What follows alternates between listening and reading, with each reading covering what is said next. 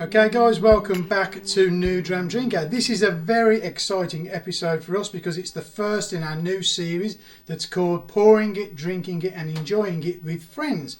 We're going to be sharing Nicky's thoughts on the Glenmorangie Signet and giving her notes along with some special guest notes that were kindly supplied by Greg from Greg's Whisky Guide. He's got a wealth of knowledge about many subjects. Whisky is obviously one of these. So go check him out via his social media, his YouTube account, which will all be linked in the description below. So Nicky, why did we go with the Signet? So, you know, if you watched any of our previous videos, that I love a Glenmorangie. We bought Signet because it was one of the most recommended whiskies in our price range, the higher end of our price range, and we wanted a really decent whisky on our shelf. So we bought it and then we didn't open it for about a year. So if you've watched anything previously, you know that Anthony and I have different views on this, and I was like, we should just open it on a random Tuesday. No, he was keeping it for a special occasion. Anyway, we opened it. So it's only fitting that I'm the one that tasted this one. So, and I've really enjoyed the whole process of taking longer. We've taken a few days to drink it and write our notes, and I've just really enjoyed that process rather than just having a dram of an evening and drinking it. So I've enjoyed really getting to know it, taking my time with it. Yeah, because I think, in my defence on what you've just said, we did open it on a random Tuesday. It just happened to be over Christmas. It did. But, we won't dwell on that. I think with regards to the notes that you've taken with this one, you've been a lot more in depth, basically, on the back of the notes that Greg sent through to us, wasn't he? I think our notes are always fairly kind of starter kind of level, and Greg's knowledge of whiskey is kind of quite evolved. So. And I like, when we have a whiskey tasting guide that we use that just gives you like the basics, sort of the different kinds of sweetness or the different kinds of fruitiness, and I like that. I want to extend my vocabulary. I want some more words to describe. Sometimes I go, oh, it's sweet, but I don't quite know how to describe it. So the whole purpose of this as well is to increase our vocabulary, listen to other people's, and maybe, use some of those words to describe exactly what I'm tasting. That's what it's all about, isn't it? Learning as you go, and hopefully getting people who will help you along your travel as well, along the journey. Yeah. So this seems, a lot of people have sent us the notes on different whiskies, so it's going to be a longer journey than we thought it would be at the start. So I just like to up my game a little bit, I think, is what I was thinking. And there's nothing wrong with that. Yeah. So I suppose we should get into the whiskey itself. Yeah. What's the colour like? So I describe it's quite a dark colour. It's like a real golden amber. That's what I described it as. It has such a warm colour. It's like a warm glow. Yeah. So very impressive. Greg used a nice word. He called it dazzling golden colour. Yeah. Which is quite a nice word to use. You've learnt a word to use already. Yeah. On the nose, what do you get? So on the nose, I'm looking down at my notes here. I have a whole load of notes here because I drunk this over a few consecutive evenings. The first word I wrote was delicious because it just smells like one of those whiskies that you instantly think, oh, I want to drink this. I also felt that it's quite sweet. But not sweet as in sickly sweet, more like honey, maple syrupy sweet. So not overly, it's not a light whiskey.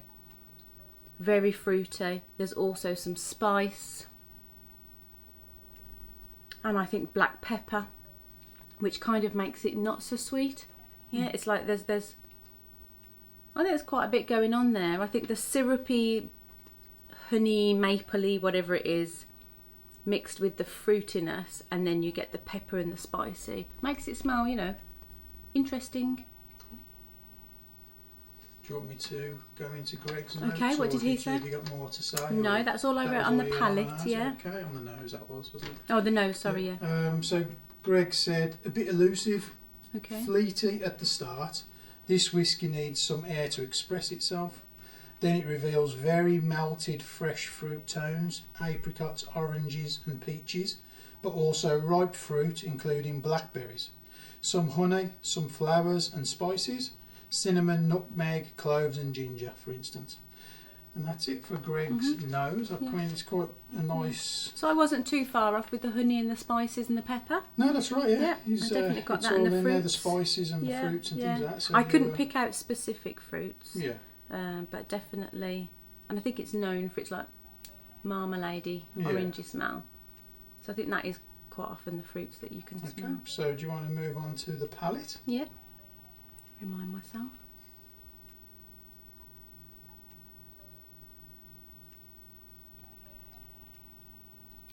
Do you know the first thing I noticed? That when you taste it, you get that sweet smell. Okay. You know, when you actually taste it, it smells quite sweet. I would say the first hit is really sweet and thick. You know, that lovely creamy, coats your mouth, feels like a full whiskey. And then you get a spicy hit. It's like the pepper, the spices, and there's a slightly bitter taste that then dominates it, like moves into that. The sweetness disappears and it's like the bitter taste. It's very rich. It almost tastes quite sherry-like, like not sweet but like full, like flavoured. The slightly bitter taste, which I can't quite put my finger on. After I did a little bit of research on the Glenmorangie website, they said, or somebody said, it could be leather. And that made me wonder if that's what that bitter taste was. It wasn't a foodie type taste. Yeah. It was a bit of a bitter. It would be hard to know what leather. Yeah, well, I've never tasted it. But a leather coat or no. anything. But you know the smell, I suppose. Yeah. Yeah, so sweet and thick, and then going into like this spicy and bitter, kind of like rich sherry, but not sherry, not like a Glenglassaugh that's sherry. The chocolate cheese. I didn't get it on the palate. Yeah. No, Oh, okay. I didn't. But then I've said before, I find it quite hard to maybe taste the chocolate taste. Maybe that's the bitter taste I got. Yeah. There was a bitter something. Maybe that was the chocolate. Yeah. Okay, so going back to Greg's notes on the palate, he goes, it's amazingly soft, sweet, rounded and warm at the same time. Nicely honeyed and nicely fruity as well. Same notes as on the nose, he says. The chocolate malted barley brings deeply malted and roasted barley notes. The flavours melting is remarkable in the mouth. The palate evolves then towards beautifully oaky notes, vanilla, sweet, spices including some sweet candied ginger, some caramel, some nuts such as pecan nut, and a long fruity finish. Again, the flavours are very melted, so it's hard to distinguish the different kinds of fruit. So that was that on the... I agree with the, like, it starts off sweet, the honey, and then the spiciness, and then the rich sherry sort of fruits coming after.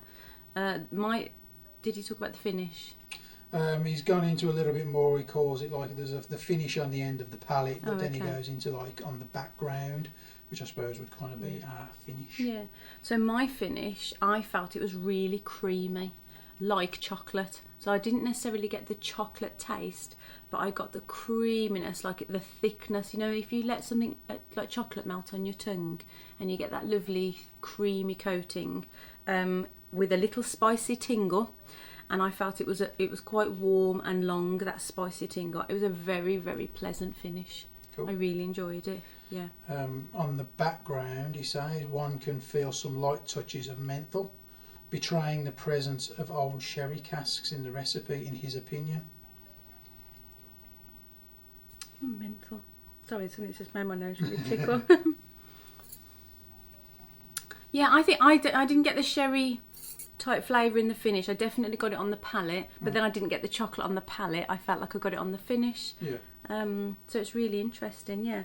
I also then, when I did it, I added some water last time, and what I felt adding just a couple of drops of water, I felt that it really just opened up all of those flavours that I kind of felt subtly, but then I just felt when I tasted it again with water,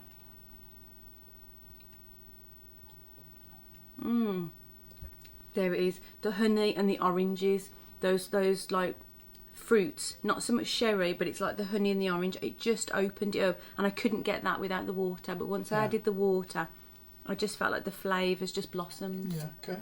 With Gregoire, he said that he added some water, just a few drops, not more, and you will see this one swimming very well, making the ensemble a bit creamy and even more succulent. I'm a bit unsure what he means by swimming. So Greg, if you're watching this, put in the comments and expand on that a little bit for us, because that's not a term I've heard used before. Yeah. So that'd be nice to know. Yeah, so it's basically just gets a bit creamier. Yeah. And like you say, it just it definitely benefits of water. It's more enjoyable. Yeah. So what would you say your conclusion of the Signet is? So obviously, you know, this was a bit of a unicorn for us. We waited a long time to open this one. It's a really interesting whisky, quite complex I feel, because there's quite a lot going on. I wouldn't say it's the easiest Glenmorangie to drink. I probably wouldn't say it was my favourite, but maybe that's because at the moment I'm drinking some sherry ones. You know, I like La Santa and Spios and things like that. This isn't like that, but I think this is one that is making me raise my game. It's making me take my time with it and really think about what I'm drinking. This is definitely a nightcap whisky. You know, just at the end of a day or something, you just sip it and you just enjoy and let all those flavours sort of wash over you. You know, just as it moves on to the next flavour and on to the next flavour. So it's a really, really interesting, enjoyable whisky. Any thoughts on Gregoire's notes? Oh, they were brilliant. If I can get to that point where I can put all of that together from a nosing or a sip of whisky, that's so good. Yeah, I think there are some similarities. I think the easiest stuff to pick out, I could pick out. Chocolate is still elusive to me. I still can't always get that. And you know, and very similar. I can tell when it's syrupy or sweet, but not necessarily know exactly what it is. I could tell it was fruity, but couldn't necessarily pinpoint all the fruits. So I'm getting there. Cool. So it's a kind of thumbs up for you. Yeah. Excellent. We would just like to say before we go that we'd like to thank Gregoire very much for sending his notes in. Thank you, Greg. They were great to read, and we're going to keep them on kind of file and use them for future kind of reference. There's some phrases and wording in there that we'd not heard before. Yeah. So thank you for that. We've got another special guest coming next week. Shan't tell you who that is, but I will put a little clue up maybe midweek on our Instagram and Twitter just to see if you can all guess. Just to whet your appetite. Going to be. Yeah, and is there anything else you would like to say before we go, Nick? No, thank you so much for watching. Thank you, Greg, for sharing your notes. We hope you're going to like this series. We are so excited. It's really nice to collaborate with lots of other people in the whisky community. So if you like this video, give it a thumbs up, hit the subscribe button, and don't forget, we're pouring it, drinking it, enjoying it with friends. Cheers, guys.